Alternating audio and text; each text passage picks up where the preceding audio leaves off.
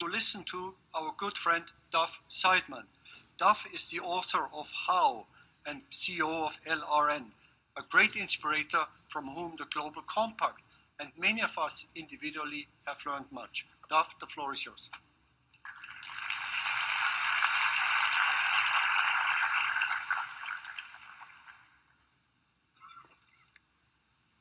Excellencies, distinguished guests, ladies and gentlemen, it's an honor to be here with you to celebrate the UN Global Compact.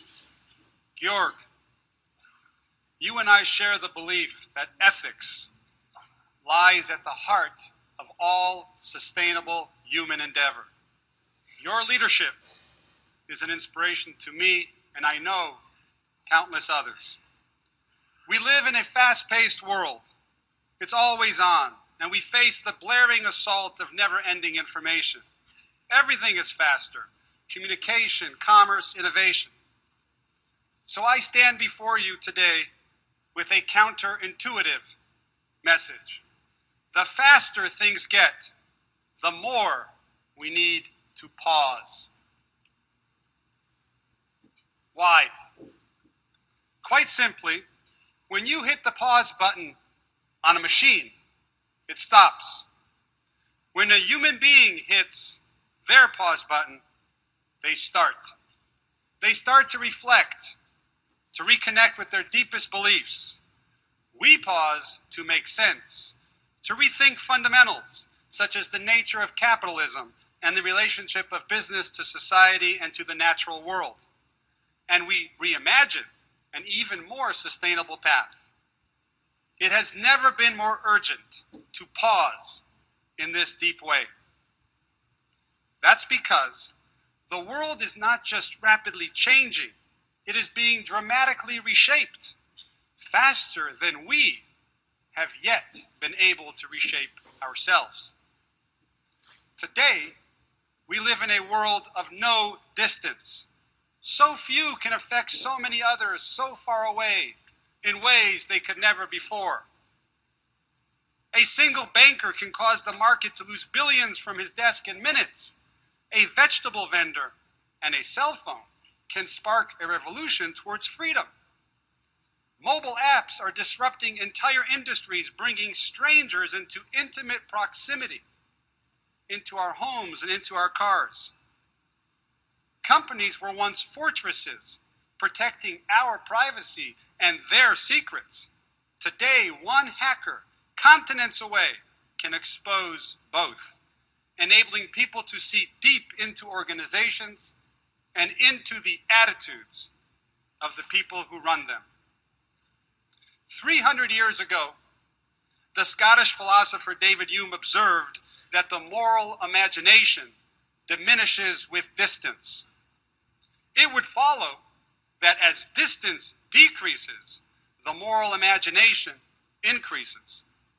We live in a world where moral imagination is activated. For you and we as leaders, it must.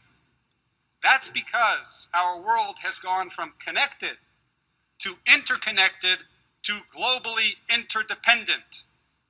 More than ever, today, we rise and fall together.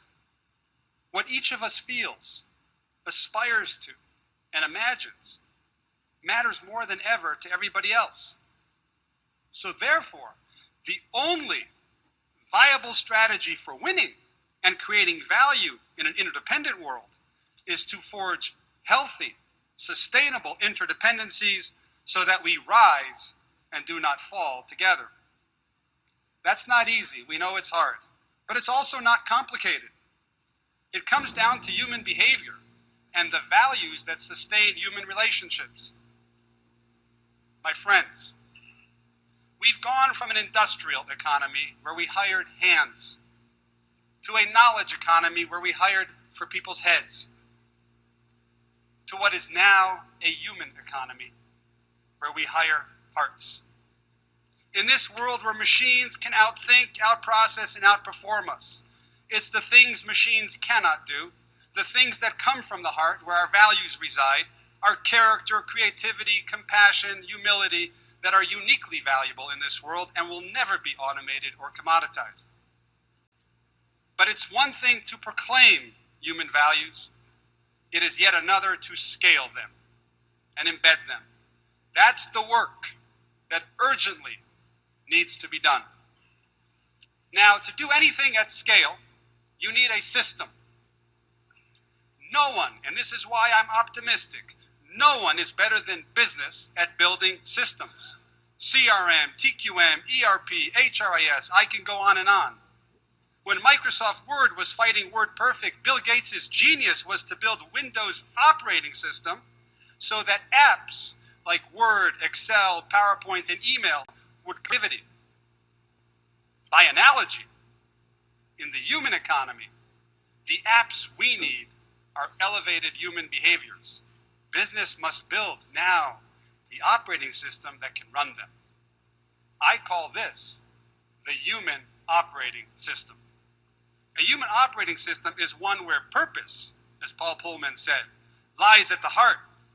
It's a system in which governance that maximizes short-term commercial interests and only measures how much business gets done is replaced with governance that embraces responsibility to society, long-term goals, and also measures how business gets done. It's a system where culture of carrots and sticks applied against rules and policies that drive what people can and cannot do is replaced with a culture of shared values and principles that guide what people should and should not do. We used to live in a world where few directed many, where one coach told his players to run this play, where a military general commanded a battalion to take that hill, where a CEO told his team to make those numbers. In that world, everybody else's job, quite simply, was to do the next thing right. In other words, correctly. In a human economy, where everybody is called upon to contribute their full character and creativity, everybody's job is no longer to do the next thing right, but to do the next right thing. A machine can be programmed to do the former, but only a human being can do the latter. To build a human operating system, we need, therefore, a fundamentally different mindset of leadership. Young people will make up 75% of the global workforce in the next 5 years. They are showing us the way. A 17-year-old Pakistani girl won the Nobel Peace Prize. A 15-year-old American successfully petitioned beverage companies to remove carcinogens from sports drinks. A 9-year-old Scottish girl challenged her school to serve nutritious food and inspired children all over the world to do the same. These young people know what works best in a human economy. Formal authority, the power to command and control, is decaying and dissipating. Moral authority, which connects and collaborates around shared values, is gaining potency and currency. At its core, leadership is about how we get people to act and to join us. There are only 3 ways to do this. You can coerce, motivate, or inspire. Coercion and motivation come from without, and they happen to us. Inspiration comes from within and happens in us. Imagine if one of us, or any one of us, telling colleagues from different cultures, go in a room and don't emerge until you figured out how to collaborate respectfully. Would that work? And imagine telling others that you would triple their salary if they've developed compassion and empathy overnight. We all know that there is no amount of carrots and sticks that will get us these precious things. The human economy demands inspirational leadership, and it demands it now. There is a Talmudic expression that things that come from the heart enter the heart. If we are going to enlist people's hearts, leaders need to change their playbooks. Inspirational leaders, like so many who we've heard from today and so many of you, who through your courageous moral example certainly have inspired me and created me a sense of hope. These inspirational leaders, they have a playbook.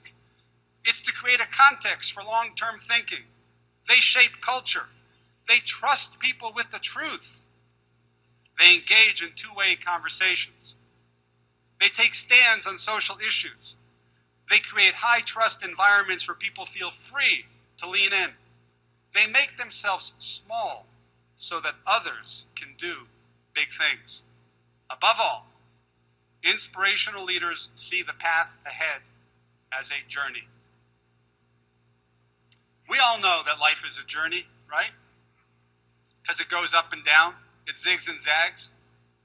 There is an ethic to being on a journey, striving relentlessly to make progress. Journeys challenge us to be resilient and hopeful at once. For a long time, business stopped journeying. We know that. We came to believe that through planning and control, we could impose linearity and emphasize the bottom line over progress. But human progress is not linear. It's messy, it's hard, it's uncertain. Business needs to get back to journeying because nothing inspires people more than being on a journey worthy of their commitment and dedication. The UN Global Compact's entire history is one of not just trying to shift from one zero-sum business strategy to another, but one that aspires as a journey to elevate it through a shared purpose of creating a sustainable world. This is what the 10 principles demand of us, so that we can rise together in this reshaped world. Thank you for pausing. Thank you for pausing. Now, let us together press the start button on a journey that will elevate us all. Thank you very much.